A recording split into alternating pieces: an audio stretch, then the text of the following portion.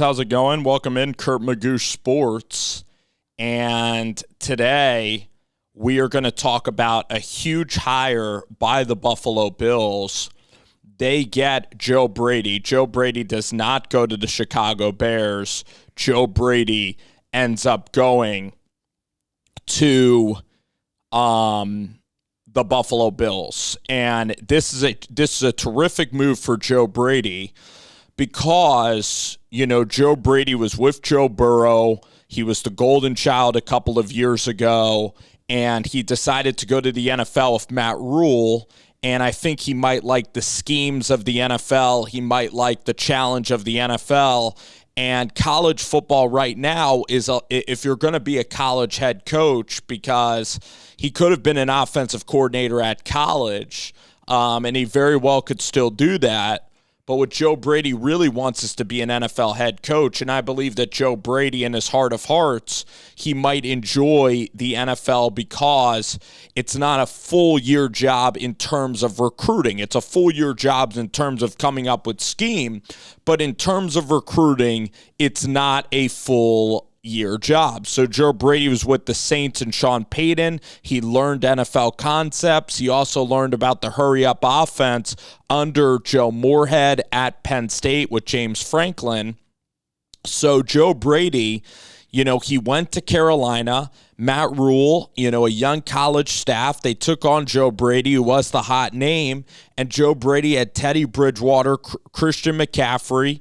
I also believe that, DJ Moore from Maryland, Curtis Samuel got injured for a long time during their tenure, and they didn't really have great tight end play after Greg Olsen retired. So it was a very tough job, and it's tough to call plays when you kind of have like journeyman, middle-of-the-road quarterbacking, which is what Sam Darnold and what Teddy Bridgewater were, and it was really Joe Brady's entire offense to run.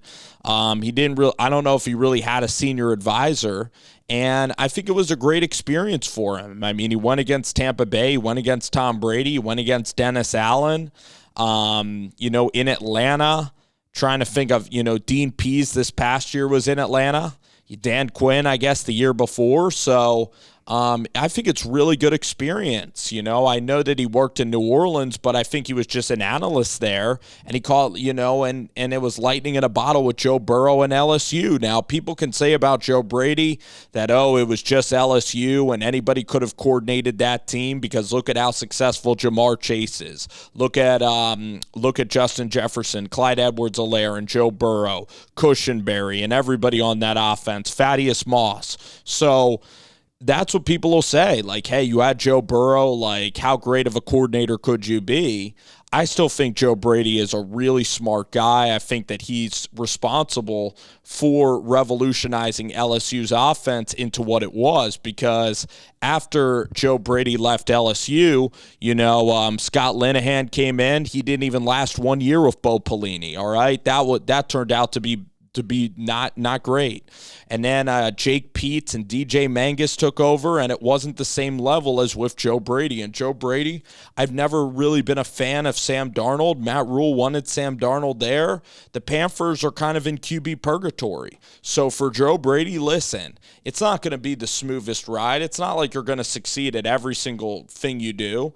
And for Joe Brady, listen, some of the best coaches sometimes have hurdles in their career, and this was a hurdle for a young 33-year-old guy. So his upside is still tremendous. And for him, this isn't a slight against Justin Fields, but Josh Allen's one of the best quarterbacks in the league. He could already be the best quarterback. He's going into year 4, and this is a perfect landing spot for him, because you look at that quarterback room that they have out there. You have Ken Dorsey, who worked under Brian Daboll. You have Gabriel Davis as your wide receiver, Stephon Diggs, Cole Beasley, Dawson Knox, who's coming into his own, Motor Singletary. This could be a Super Bowl team. And Joe Brady, if he's the quarterback coach for a Super Bowl team, he could even be getting head coaching offers. I mean, look at Nathaniel Hackett.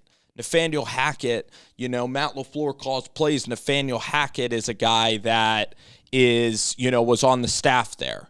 Luke Getsy immediately becomes an offensive coordinator. He's with Aaron Rodgers. So this is a really good idea for Joe Brady. And also being in a quarterback room with Davis Webb, like I think Davis Webb is going to be a guy that's also going to be a head coach in the future as well. I think Davis Webb's one of the smartest guys that I've ever seen out on the football field from a quarterback perspective. And from any player perspective. So this is a great move for Joe Brady and for Josh Allen. Let's talk about that angle of it. Josh Allen.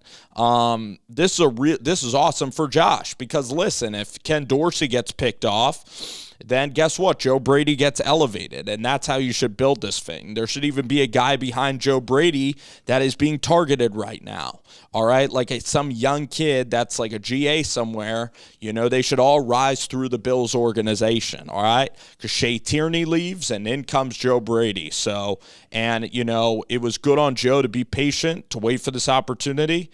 I think this is perfect. You work with a great quarterback in Josh Allen. It's tremendous for your career. Josh Allen's also going to learn from Joe Burrow, from pre-snap reads. And, of course, who's going to be a great sounding board to Ken Dorsey is going to be Joe Brady, that came from Sean Payton, that has Joe Moorhead influences, that tried to do it himself in Carolina. All right, this is an absolutely great move, and he's totally qualified for this role in Buffalo.